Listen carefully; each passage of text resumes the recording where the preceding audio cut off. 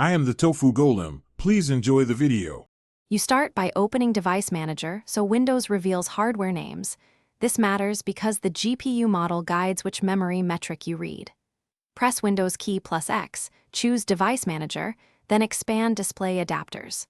Once done, you'll see the GPU name, right-click it and pick Properties. This opens the dialog where Windows reports device resources and basic info. Make sure to note the exact model string, because you'll use it next to compare driver data and dedicated versus shared memory values. You now go into the Adapter tab inside Properties to read memory numbers. This is where Windows lists dedicated video memory and shared system memory. Knowing both explains total usable graphics memory. Click the Adapter tab, then read the listed values. Dedicated is VRAM on the card. Shared is system RAM Windows can borrow.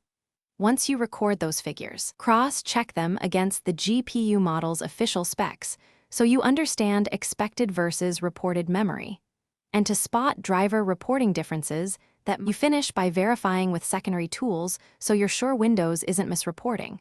Open Task Manager's Performance tab or the Vendor Control Panel, NVIDIA or AMD, to confirm VRAM. If numbers mismatch, update the GPU driver. Drivers often fix reporting bugs. Make sure to restart after driver installs. If dedicated memory still seems absent, check BIOS settings for integrated GPU allocation, because sometimes shared allocations hide dedicated VRAM. Troubleshooting tip: roll back drivers or reset the GPU if hardware detection fails. Thanks for watching. Consider subscribing if we helped you today.